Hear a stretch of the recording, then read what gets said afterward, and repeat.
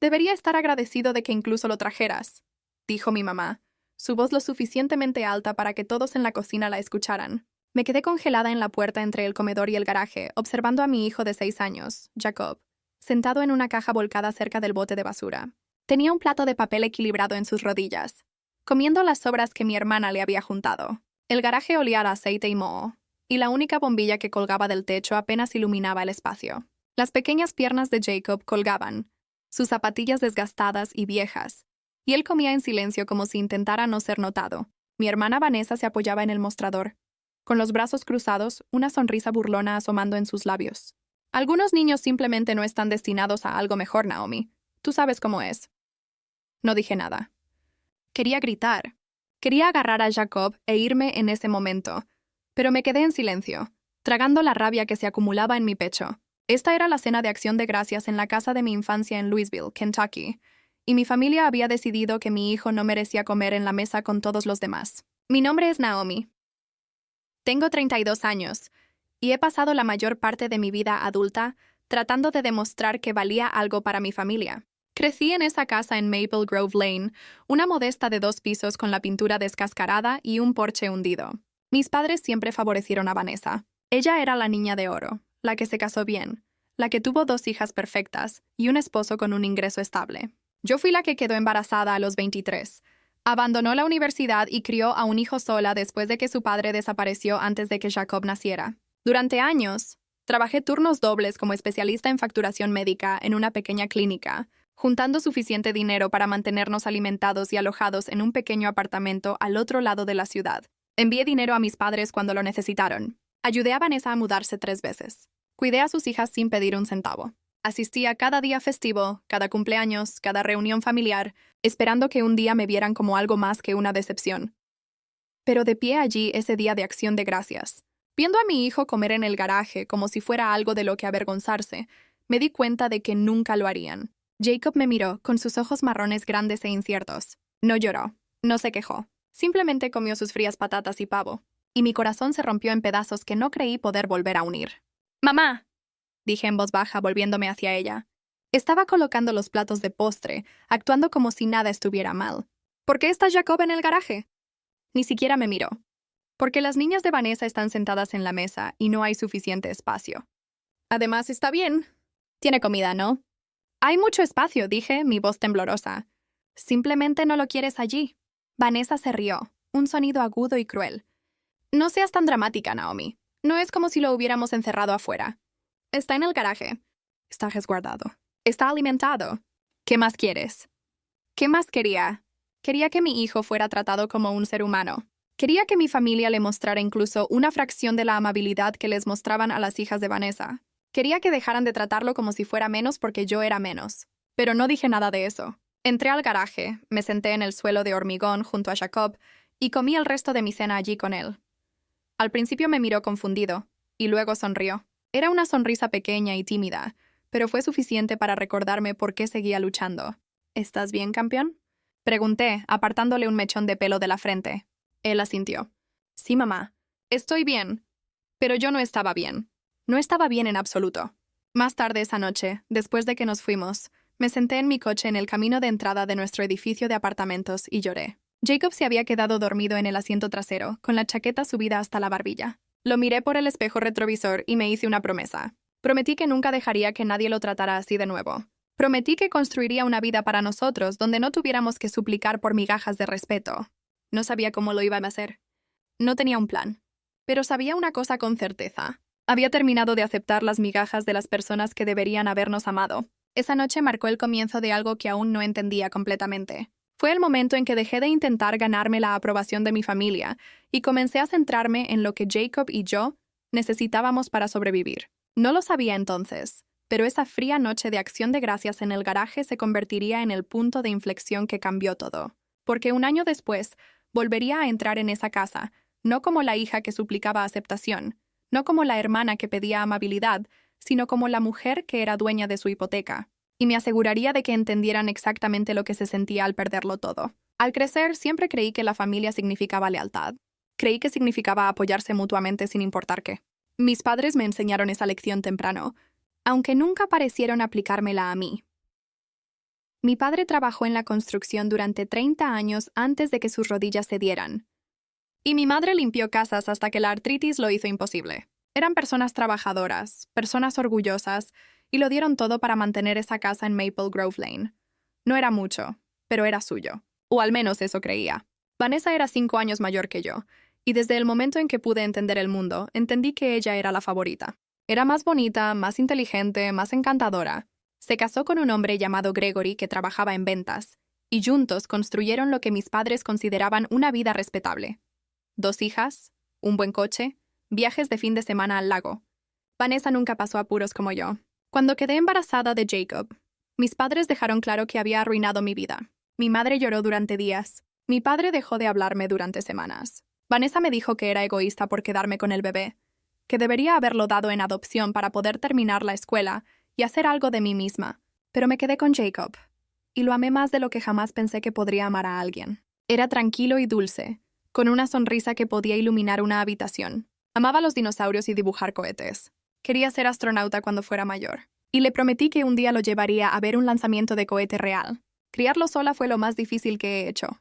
Trabajé largas horas en la clínica, introduciendo códigos de seguro y tratando con pacientes enojados por teléfono. El salario no era excelente, pero era constante y nos mantenía un techo sobre la cabeza. A veces me perdía sus eventos escolares porque no podía permitirme tomarme un tiempo libre.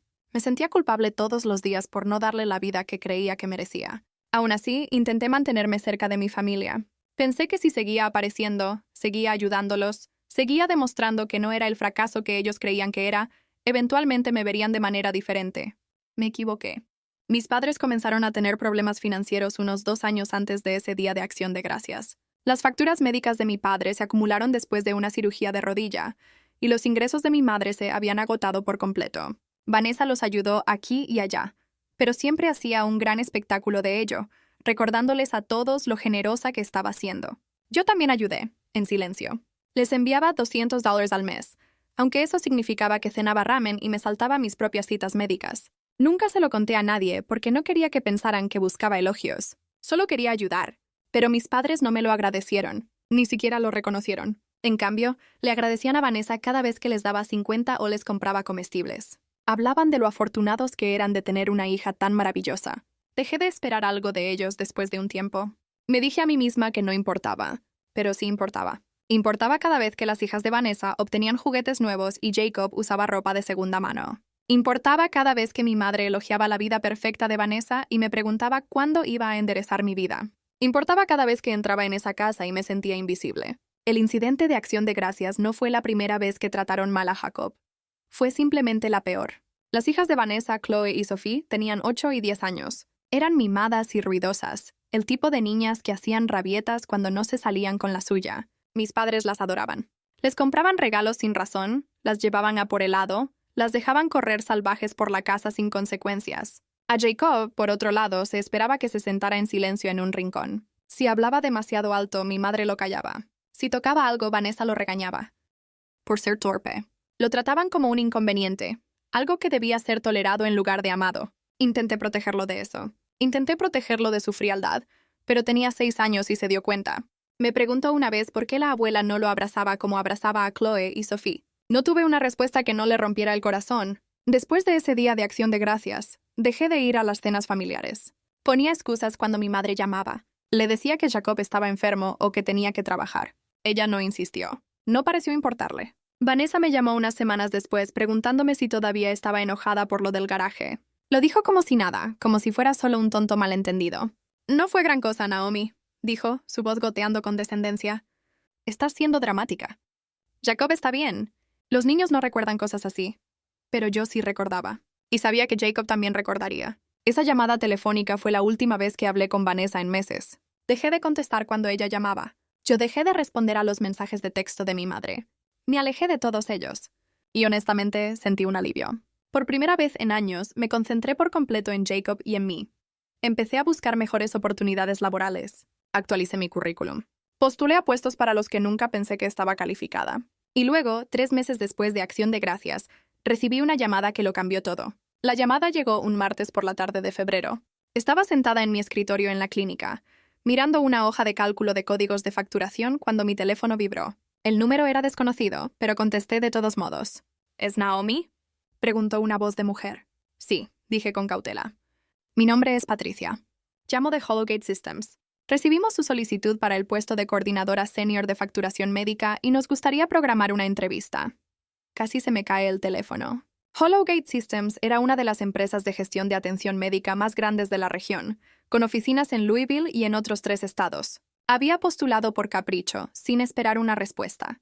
El puesto pagaba casi el doble de lo que ganaba en la clínica, con beneficios que incluían seguro de salud, tiempo libre remunerado y un plan de jubilación. Sí, dije rápidamente. Sí, me encantaría ser entrevistada.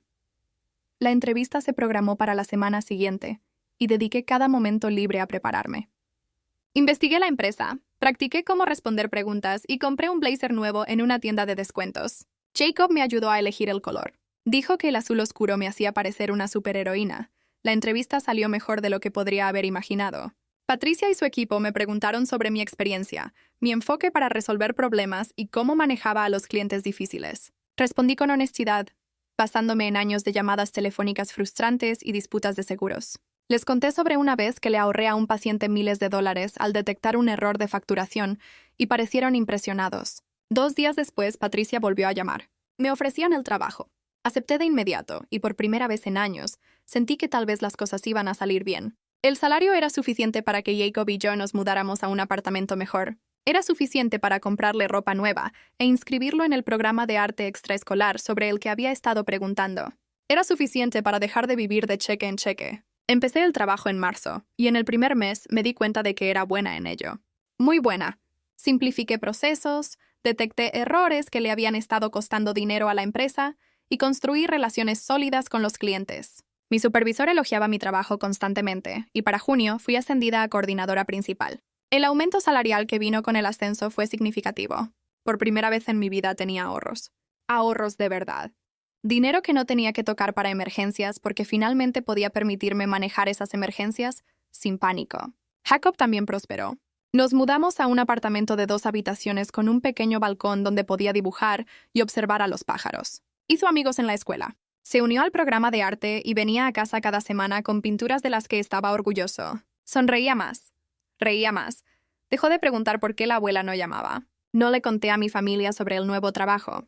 No les conté sobre el ascenso, el aumento de sueldo o la vida que Jacob y yo estábamos construyendo.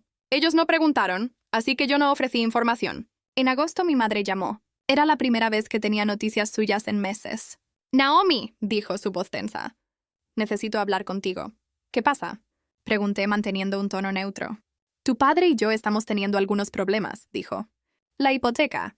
Estamos atrasados y el banco amenaza con la ejecución hipotecaria. Vanessa ha estado ayudando, pero no es suficiente. Necesitamos que aportes».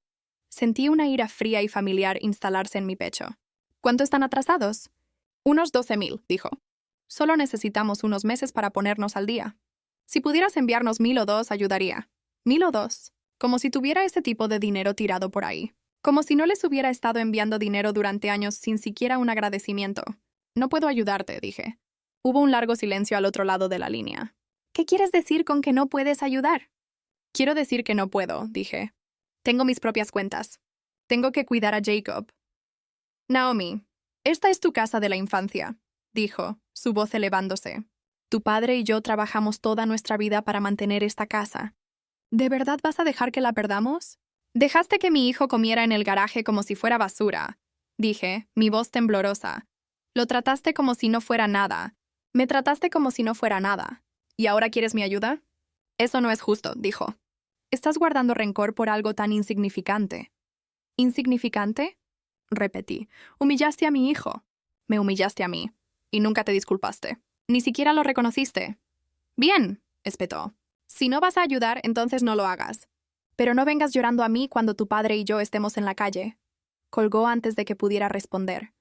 Me senté allí por un largo tiempo mirando mi teléfono. Una parte de mí se sentía culpable. Otra parte se preguntaba si estaba siendo cruel. Pero la parte más grande de mí, la parte que había visto a Jacob comer sobras frías en un garaje, no sentía nada más que resolución. Esa noche empecé a investigar el proceso de ejecución hipotecaria. Quería entender a qué se enfrentaban mis padres, cuáles eran sus opciones. Me dije a mí misma que solo tenía curiosidad, que no estaba planeando nada, Pero en el fondo lo sabía mejor. No solo tenía curiosidad. Estaba calculando, porque en algún lugar de mi mente un plan ya se estaba formando. Un plan que tomaría todo lo que mis padres daban por sentado y lo convertiría en algo que no podrían ignorar. Aún no sabía hasta dónde llegaría, pero sabía una cosa con certeza. Había terminado de ser la hija que mendigaba migajas. Pasé las siguientes 2 semanas aprendiendo todo lo que pude sobre ejecuciones hipotecarias, hipotecas y subastas de bienes raíces. Me quedaba despierta hasta tarde después de que Jacob se iba a la cama, leyendo artículos y viendo videos sobre cómo funcionaba el proceso. Yo aprendí que cuando una propiedad entraba en ejecución hipotecaria, a menudo se vendía en subasta al mejor postor. Aprendí que a veces esas propiedades se vendían por mucho menos de su valor de mercado. Aprendí que si tenías efectivo y buen crédito, podías comprar una casa embargada directamente. Y aprendí que la casa de mis padres, la casa en Maple Grove Lane, estaba programada para subasta en octubre. La información era de dominio público. La encontré en el sitio web del condado, junto con docenas de otras propiedades que enfrentaban una ejecución hipotecaria. La oferta inicial se fijó en $78,000, muy por debajo del valor estimado de la vivienda de $120,000. La subasta estaba fijada para el 15 de octubre a las 10 de la mañana. Me quedé mirando la pantalla durante mucho tiempo, con el corazón latiéndome. $78,000. Era más dinero del que jamás había imaginado tener, pero no era imposible. Ya no. Había estado ahorrando agresivamente desde mi ascenso. Entre mi salario, el aumento y el hecho de que finalmente estaba viviendo dentro de mis posibilidades, había logrado ahorrar casi $30,000. No era suficiente para comprar la casa directamente, pero era suficiente para un pago inicial si pudiera conseguir un préstamo. La idea me pareció una locura al principio. ¿Por qué querría comprar la casa de mis padres? ¿Por qué querría atarme al lugar que me había causado tanto dolor? Pero cuanto más lo pensaba, más sentido tenía. No como una forma de reconectar con mi familia, sino como una forma de probar algo, de probar que no era el fracaso que ellos creían que era, de probar que podía tomar lo que más valoraban y reclamarlo como mío, y tal vez, solo tal vez, de hacerles entender lo que se sentía al perderlo todo. Programé una reunión con una oficial de préstamos en mi banco la semana siguiente. Su nombre era Joyce, y era una mujer pequeña de unos 50 años con ojos amables y una actitud seria. Le expliqué mi situación, omitiendo los detalles personales, y ella me guió a través del proceso. «Usted tiene un excelente crédito», dijo, revisando mi solicitud. «Y sus ingresos son sólidos. Con los ahorros que tiene, creo que podemos conseguirle la aprobación para un préstamo. La casa está infravalorada en subasta, así que en realidad es una inversión inteligente». «¿Cuánto tiempo tardará la aprobación?», pregunté. «2 semanas, quizás 3», dijo. «Pero dado su perfil financiero, no veo ninguna señal de alarma. Debería estar lista para principios de octubre». Salí del banco sintiéndome aterrorizada y eufórica. Esto era real. Estaba sucediendo. No le conté a nadie lo que estaba planeando. Ni a mis compañeros de trabajo, ni a mis amigos, ni siquiera a Jacob. Me dije a mí misma que era porque no quería gafe. Pero la verdad era que no quería que nadie me disuadiera. No quería que nadie me dijera que estaba siendo mezquina, vengativa o cruel porque tal vez lo era. Pero ya no me importaba. Mi madre volvió a llamar a mediados de septiembre. La dejé ir al buzón de voz.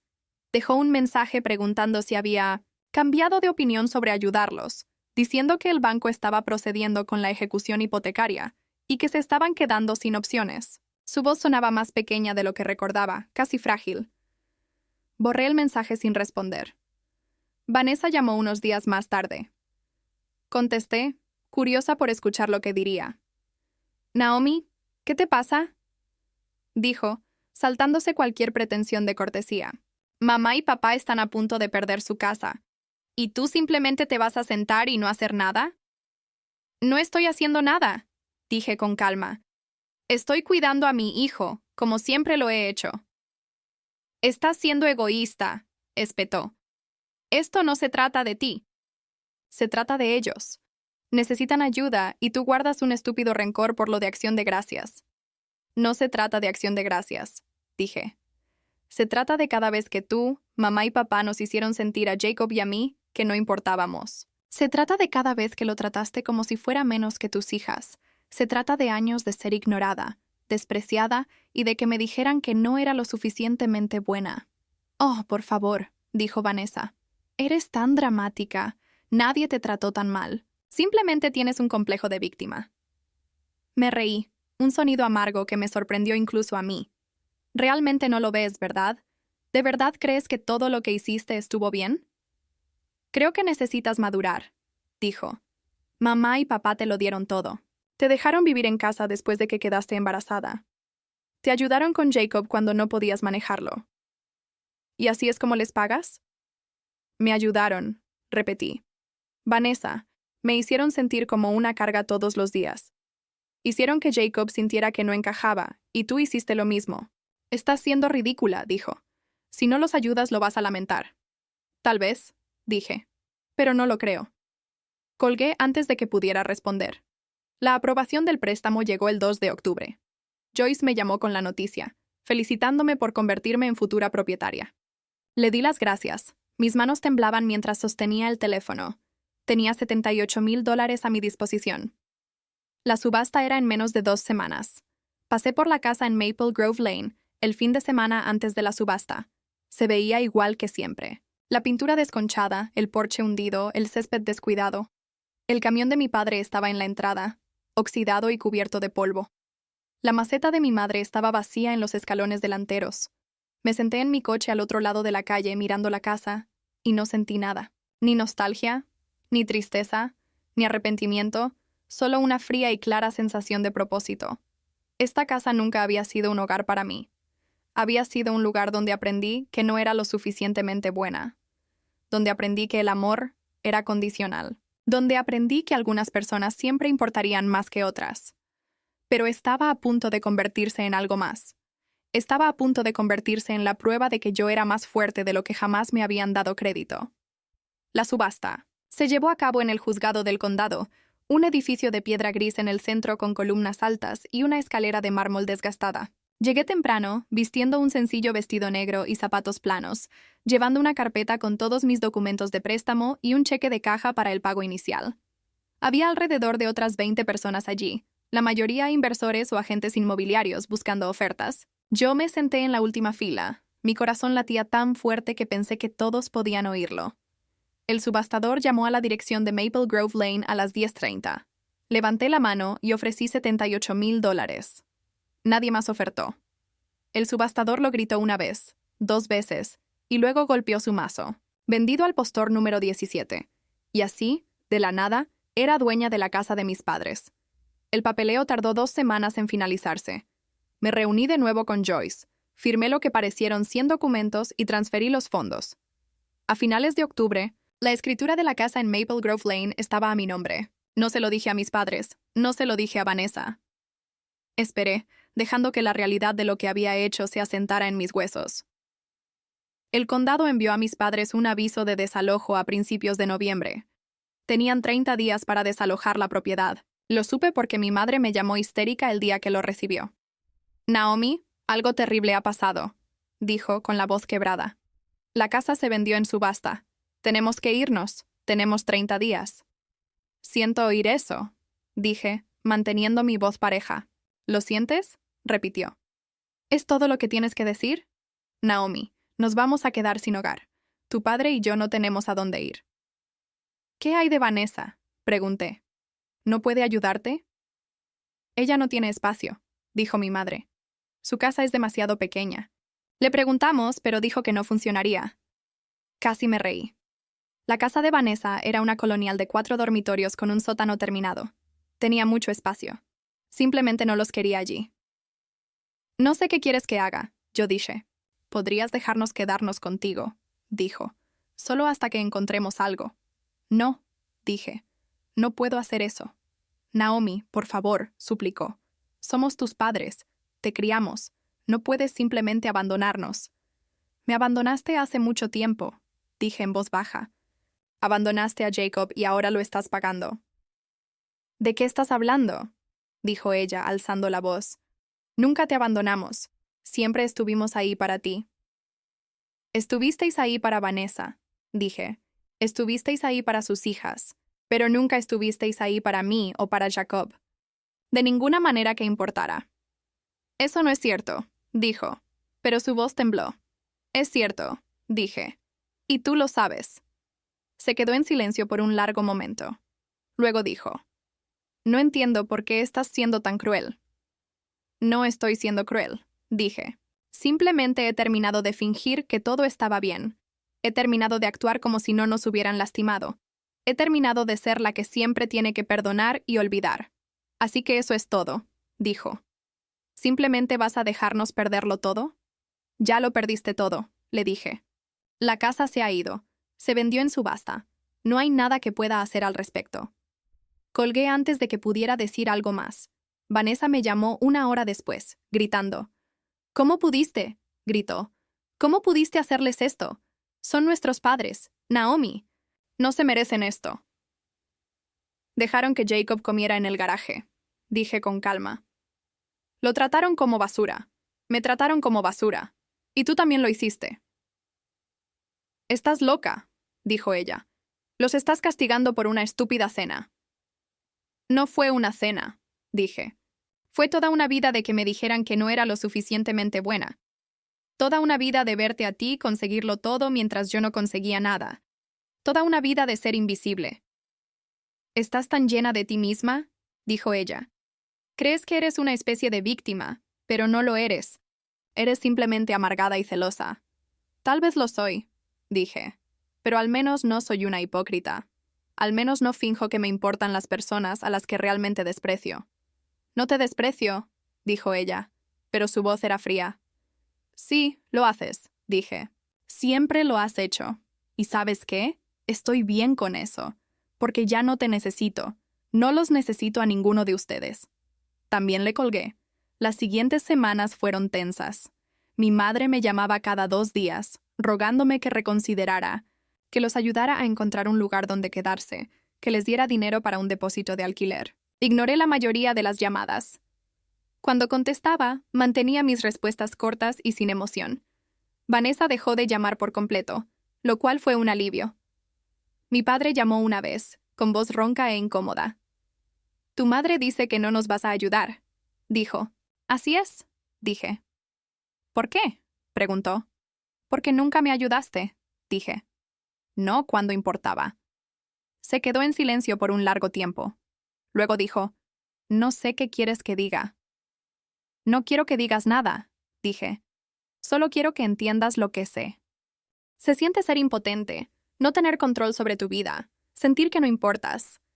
Sí importo, dijo, su voz endureciéndose. Trabajé toda mi vida. Proveí para esta familia. Proveíste para Vanessa, dije. Nunca proveíste para mí, ni emocionalmente, ni financieramente, ni de ninguna manera real. Eso no es cierto, dijo. Es cierto, dije. Y en el fondo lo sabes. Colgó sin despedirse. No sentí culpa ni tristeza, solo una tranquila, firme resolución. A finales de noviembre, recibí una llamada de una empresa de gestión de propiedades a la que había contactado semanas antes. Se especializaban en gestionar propiedades de alquiler y los había contratado para que se encargaran de la casa en Maple Grove Lane una vez que mis padres se mudaran. La propiedad está vacía, dijo el gerente. Sus padres se mudaron ayer. Estamos programando un equipo de limpieza y algunas reparaciones menores, y luego estará lista para alquilar. Gracias, dije. ¿Piensa alquilarla o venderla? Preguntó. Alquilarla, dije. Por ahora. Suena bien, dijo. La tendremos lista para mediados de diciembre. Colgué y me senté en mi coche en el estacionamiento de la clínica, mirando fijamente la nada. Estaba hecho. Mis padres se habían ido. La casa era mía. Jacob subió al coche después de la escuela ese día, con su mochila colgada de un hombro. «Mamá, ¿podemos pedir pizza esta noche?», preguntó. «Claro, amigo», dije, sonriéndole por el espejo retrovisor. «¿Estás bien?», preguntó. «Te ves feliz». «Estoy feliz», dije, y me di cuenta de que era verdad. Por primera vez en años, yo no cargaba con el peso de las expectativas de mi familia. No intentaba demostrar nada a nadie. Simplemente vivía mi vida, cuidaba a mi hijo y seguía adelante. Y se sentía increíble, pero aún no había terminado porque mi familia aún no sabía la verdad. Todavía no sabían quién había comprado la casa. Todavía no sabían que su hija, la que habían despreciado e ignorado, era la razón por la que estaban empacando cajas y buscando apartamentos. Y yo me aseguraría de que se enteraran. Diciembre llegó rápido. La casa en Maple Grove Lane fue limpiada, reparada y puesta en alquiler para el día 15. La empresa de administración de propiedades encontró inquilinos en una semana.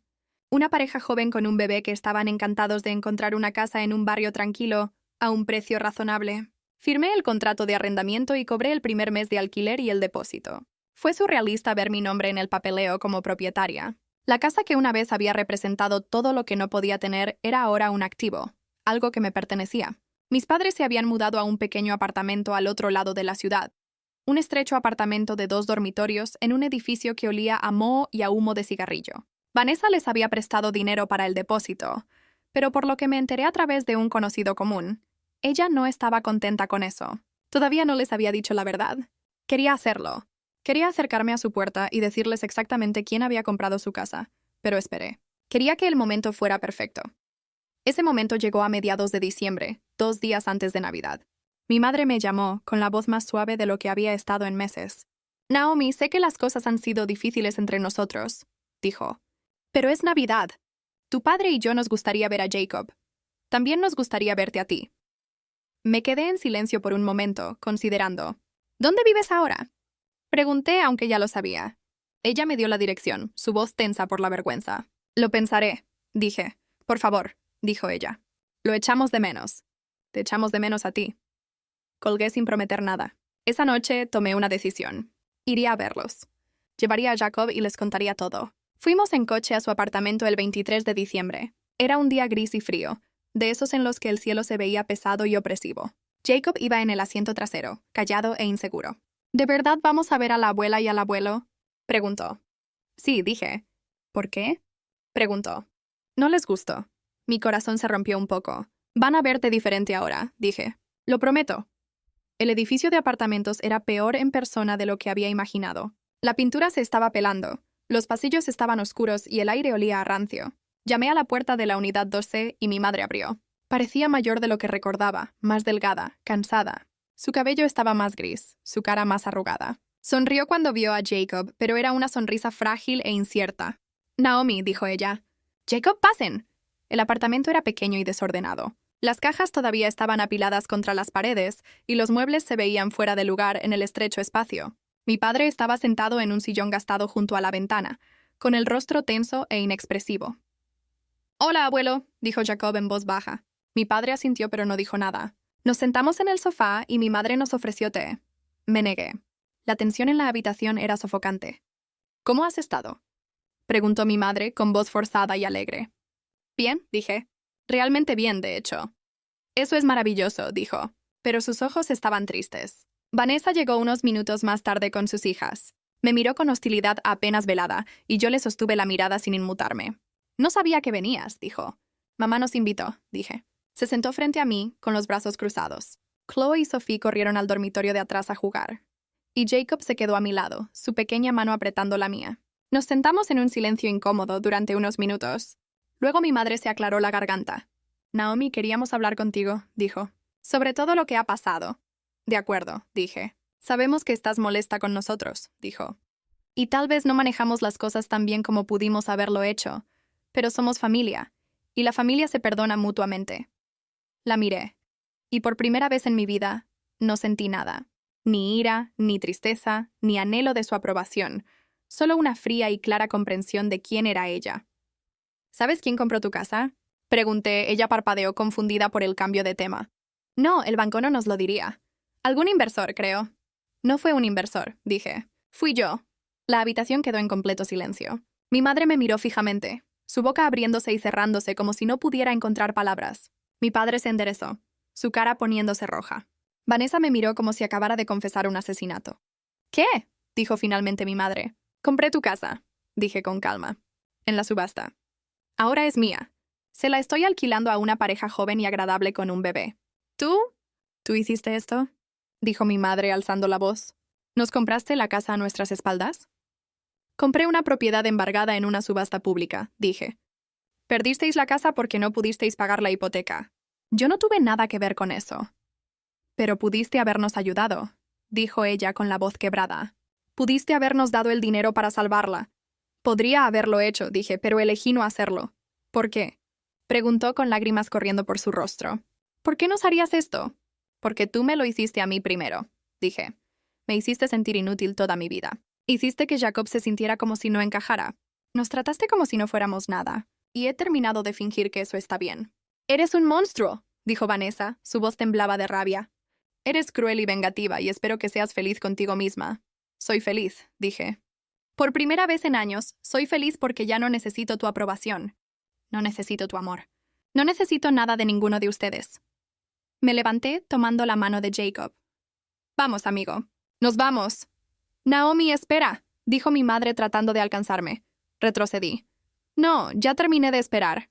Ya terminé de esperar que cambien. Ya terminé de ser su decepción. Salí de ese apartamento con Jacob a mi lado y no miré hacia atrás. Mientras nos alejábamos, Jacob me miró. Mamá, ¿estás bien? Estoy perfecta, dije. Y lo decía en serio. La casa en Maple Grove Lane ya no era de ellos. Era mía, y tendrían que vivir con ese conocimiento por el resto de sus vidas. La Navidad llegó y se fue. Jacob y yo la pasamos solos en nuestro apartamento, decorando un pequeño árbol y haciendo galletas. Parecía más ligero, más feliz, como si un peso invisible se hubiera quitado de sus hombros. No preguntó por mis padres ni por Vanessa. No preguntó por qué habíamos salido tan bruscamente de su apartamento. Simplemente disfrutó de tener 7 años, abriendo sus regalos y viendo dibujos animados en pijama. Yo también me sentí más ligera. La confrontación había sido difícil, pero necesaria. Finalmente había dicho todo lo que necesitaba decir, y me había marchado bajo mis propios términos. Por primera vez en mi vida, no esperaba que mi familia me validara. No esperaba que cambiaran o se disculparan o de repente me vieran como digna de su amor. Era libre. Los ingresos por alquiler de la casa en Maple Grove Lane comenzaron a llegar en enero. No era una fortuna, pero era suficiente para cubrir el pago de la hipoteca y poner un poco más en mis ahorros cada mes. La compañía de administración de propiedades se encargaba de todo, desde cobrar el alquiler hasta programar reparaciones, lo que significaba que apenas tenía que pensar en ello. Pero lo pensaba de todos modos. Pensaba en mis padres viviendo en ese apartamento estrecho, sabiendo que su antigua casa estaba al otro lado de la ciudad, ocupada por extraños. Pensaba en Vanessa, que siempre me había menospreciado, ahora obligada a reconocer que había hecho algo que ella nunca pudo.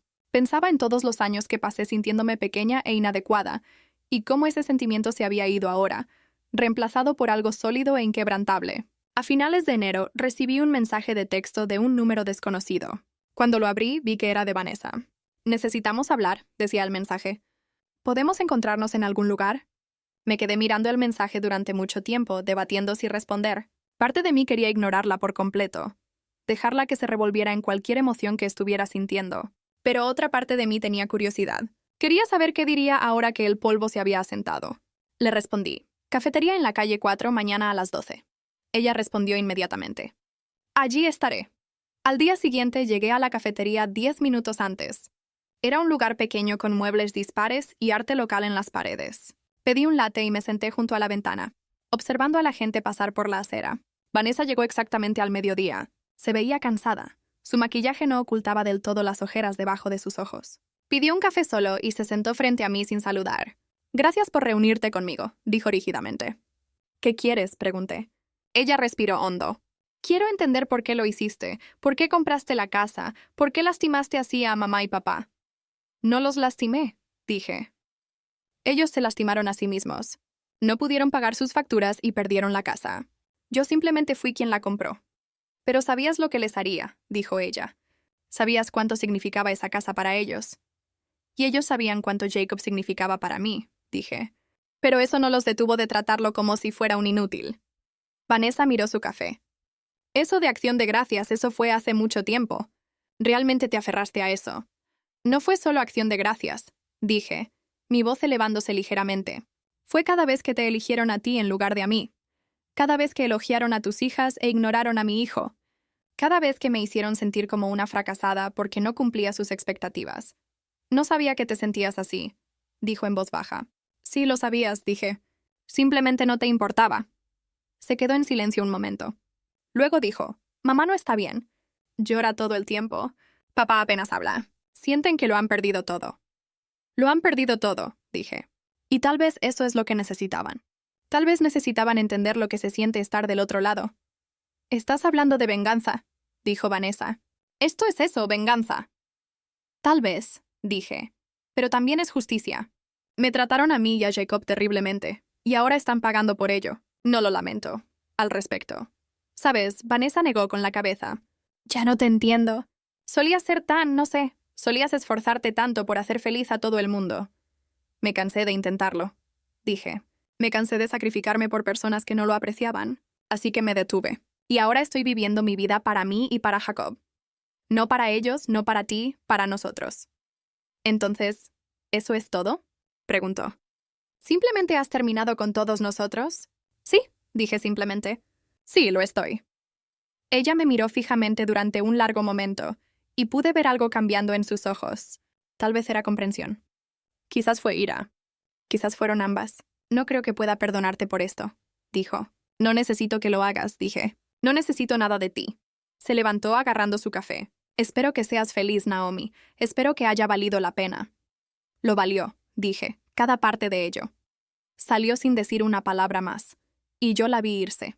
No sentí tristeza ni arrepentimiento, solo una tranquila sensación de finalidad. Ese capítulo de mi vida había terminado. Mi familia, las personas que se suponía que me amarían incondicionalmente, se habían ido, y estaba bien con eso. Mejor que bien. Finalmente era verdaderamente libre. La primavera llegó lentamente a Louisville, trayendo un aire más cálido y árboles en flor.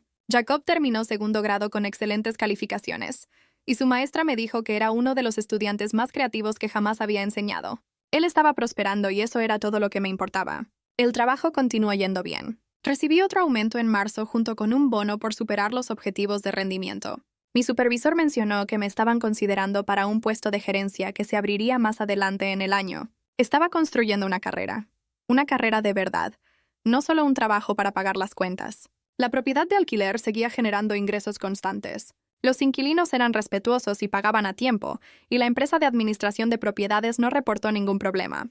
Ya casi no pensaba en la casa en sí. Era solo una inversión, una parte de mi cartera financiera, pero mi familia no podía dejarlo pasar. En abril, mi madre apareció en mi apartamento sin previo aviso. Estaba cocinando la cena cuando escuché el golpe en la puerta. Cuando abrí y la vi allí de pie, casi la volví a cerrar. Naomi, por favor, dijo rápidamente. Solo quiero hablar. ¿Cómo conseguiste mi dirección? Pregunté. Siempre la tuve, dijo. Me la diste hace años. Y yo me había olvidado de eso. Me hice a un lado de mala gana, dejándola entrar, pero sin ofrecerle un asiento. Ella se quedó en medio de mi pequeña sala de estar, mirando las fotos enmarcadas de Jacob, las obras de arte que él había hecho, los muebles acogedores que yo había elegido cuidadosamente. Sus ojos estaban rojos, como si hubiera estado llorando recientemente. Tu casa es bonita, dijo. Gracias, dije. ¿Qué quieres? Quiero disculparme, dijo. Por todo. Por la forma en que te tratamos a ti y a Jacob, por no apreciarte, por hacerte sentir que no importabas. Me crucé de brazos. De acuerdo, te disculpaste. ¿Eso es todo? Lo digo en serio, dijo con la voz quebrándose. He tenido mucho tiempo para pensar en las cosas, en cómo te tratamos. Y tenías razón. Nos equivocamos. Sé que tenía razón, dije. Lo he sabido durante años. Pero solo te estás disculpando ahora porque tengo algo que quieres. Eso no es cierto, dijo. Sí, lo es, dije. Si no hubiera comprado la casa, si todavía fuera la madre soltera con dificultades que trabajaba en una clínica, no estarías aquí. Todavía me ignorarías y tratarías a Jacob como si fuera invisible. Ella bajó la vista a sus manos. No sé qué quieres que diga. No quiero que digas nada, dije. Quiero que te vayas. Naomi, por favor, dijo con lágrimas corriendo por su rostro. Somos familia. ¿No significa eso nada para ti? Solía significar, dije. Pero ya no. Tú te aseguraste de eso. ¿No podemos empezar de nuevo?, preguntó. ¿No podemos intentar arreglar esto? No, dije, porque no quiero arreglarlo. Estoy feliz con mi vida tal como es. Jacob es feliz. No te necesitamos. Pero te necesito, dijo con la voz entrecortada. Deberías haber pensado en eso antes de hacer que mi hijo comiera en el garaje, dije fríamente. Deberías haber pensado en eso antes de pasar años haciéndome sentir inútil. Ahora sollozaba abiertamente, sus hombros temblaban. No sentí nada. Ni simpatía, ni culpa, ni deseo de consolarla. Lo siento, susurró. Lo siento mucho. Ya lo sé, dije. Pero no cambia nada. No puedes deshacer lo que hiciste y no puedo perdonarlo. ¿Así que vas a quedarte con la casa?, preguntó ella. ¿Vas a seguir castigándonos? No te estoy castigando, dije. Estoy viviendo mi vida. La casa es mía. Es una inversión. Lo que haga con ella no tiene nada que ver contigo. Pero sí que tiene, dijo ella. Tiene todo que ver con nosotros. La compraste para hacernos daño. La compré porque era una buena oferta, dije. Y porque pude. Porque trabajé duro y ahorré dinero y construí una vida para mí y para mi hijo. Si eso te duele, ese no es mi problema. Me miró fijamente, con el rostro pálido. Ya ni siquiera te reconozco. Bien, dije. Porque la persona que conocías era miserable. Pasó toda su vida tratando de ganarse el amor de personas que no la merecían. Ya no soy esa persona. Lo veo, dijo en voz baja. Tienes que irte ahora, dije, caminando hacia la puerta y abriéndola. Ella dudó como si quisiera decir algo más, pero luego simplemente asintió y salió. Cerré la puerta detrás de ella y la cerré con llave. Jacob salió de su habitación unos minutos después. ¿Era la abuela?, preguntó. Sí, dije. ¿Qué quería? Quería disculparse, dije. ¿La perdonaste?, preguntó. Me arrodillé para estar a la altura de sus ojos. No, amiguito, no lo hice. ¿Por qué no? Porque algunas cosas no se pueden arreglar solo con una disculpa, dije. Y porque estamos muy bien sin ella. Él asintió lentamente, procesando esto.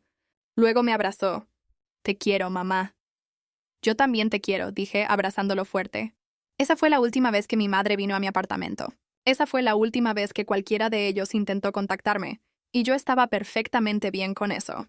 Para el verano, la vida se había establecido en un ritmo cómodo. Jacob cumplió 8 años en junio y lo celebramos con una pequeña fiesta en un parque local. Invitó a amigos de la escuela y jugamos y comimos pastel a la sombra de grandes robles. Al verlo reír y correr con otros niños, sentí una profunda gratitud. Él era feliz. Era amado. Estaba exactamente donde necesitaba estar. Nunca volví a saber de mis padres después de la visita de mi madre. Vanessa me envió un último mensaje de texto en julio diciendo que nuestro padre había sido hospitalizado por neumonía, pero se estaba recuperando. No me pidió que lo visitara. No me pidió que llamara. Simplemente me informó como si fuera una conocida lejana que merecía saberlo. No respondí. En agosto, la empresa de gestión me llamó para decirme que los inquilinos querían renovar su contrato de arrendamiento por otro año. Acepté de inmediato. La casa era una fuente constante de ingresos y no tenía planes de venderla pronto. Una tarde a finales de agosto pasé por Maple Grove Lane de camino a casa desde el trabajo. Reduje la velocidad al pasar por la casa, mirándola con otros ojos. Los nuevos inquilinos habían plantado flores en el jardín delantero, y el porche había sido repintado. Se veía mejor que nunca cuando mis padres vivían allí. Sentí una extraña satisfacción. La casa ya no era un símbolo de todo lo que no podía tener, era la prueba de todo lo que había logrado. Me detuve y me senté en mi coche durante unos minutos mirando la casa. Pensé en la niña que solía ser, la que jugaba en ese jardín y soñaba con ser amada por su familia. Pensé en la joven madre que había estado luchando por sobrevivir mientras mi familia me menospreciaba. Pensé en la mujer que era ahora, fuerte, independiente e intrépida. Ese viaje había sido duro. Había sido doloroso, pero también había sido necesario. Encendí el coche y me fui a casa, dejando la casa atrás. Jacob me estaba esperando cuando llegué a casa, su rostro iluminado de emoción. «Mamá, ¿adivina qué? Me aceptaron en el programa de arte avanzado de la escuela». «Eso es increíble, amigo», dije, abrazándolo. «Estoy muy orgullosa de ti». «La maestra dijo que tengo verdadero talento», dijo. «Dijo que podría ser un artista cuando sea mayor si sigo trabajando duro». «Puedes ser lo que quieras ser», dije. «Creo en ti», él sonrió. «Gracias, mamá. Eres la mejor». Esa noche, después de que Jacob se acostó, me senté en el balcón con una taza de té, contemplando las luces de la ciudad. Pensé en todo lo que había sucedido durante el año pasado. La subasta, la confrontación, los ingresos por alquiler, la libertad. Pensé en mis padres viviendo en ese pequeño apartamento, luchando para llegar a fin de mes. Pensé en Vanessa, quien siempre había creído que era mejor que yo, ahora obligada a aceptar el hecho de que había tenido éxito donde ella esperaba que fracasara. Pensé en la casa en Maple Grove Lane, la casa que se suponía que representaba su legado, ahora legalmente mía. Y pensé en Jacob seguro, feliz y amado. ¿Había sido cruel? Tal vez. ¿Había sido vengativa? Posiblemente. Pero también había sido honesta. Había dejado de fingir que todo estaba bien. Había dejado de aceptar la crueldad en nombre de la familia. Había tomado el control de mi vida y construí algo real. Y no me arrepiento de nada de ello. Mis padres lucharon durante meses después de perder la casa. La salud de mi padre empeoró y mi madre trabajó a tiempo parcial en un supermercado para llegar a fin de mes. Vanessa dejó de ayudarlos económicamente después de unos meses, alegando que tenía sus propias facturas de las que preocuparse. Se mudaron a un apartamento aún más pequeño en una parte peor de la ciudad, y por lo que me enteré a través de un antiguo vecino, apenas se hablaban ya. La pérdida de la casa había roto algo fundamental entre ellos, y nunca se recuperaron. Habían construido toda su identidad alrededor de esa propiedad, y sin ella, no les quedaba nada a lo que aferrarse. El matrimonio de Vanessa se desmoronó al año siguiente cuando su esposo la dejó por otra persona. Tuvo que vender su casa y mudarse a un alquiler con sus hijas. Intentó contactarme una vez, preguntándome si le prestaría dinero, pero nunca respondí. Ella aprendió lo que se sentía al ser ignorada, al ser despreciada, al ser tratada como si no importara. En cuanto a mí, seguí adelante. Jacob prosperó en la escuela y en la vida. Fui ascendida a gerente en el trabajo y finalmente compré una pequeña casa para nosotros en un barrio tranquilo con buenas escuelas. La propiedad de alquiler en Maple Grove Lane siguió generando ingresos, un recordatorio constante de dónde venía y lo lejos que había llegado. Mirando hacia atrás a esa noche de Acción de Gracias cuando mi hijo comió sobras en el garaje, me di cuenta de que no era el final de algo. Era el principio. Era el momento en que dejé de aceptar menos de lo que merecía. Fue el momento en que decidí luchar por mí misma y por Jacob, sin importar el costo. La venganza es algo complicado, pero a veces también es justicia. Y a veces la justicia es el único camino hacia la paz.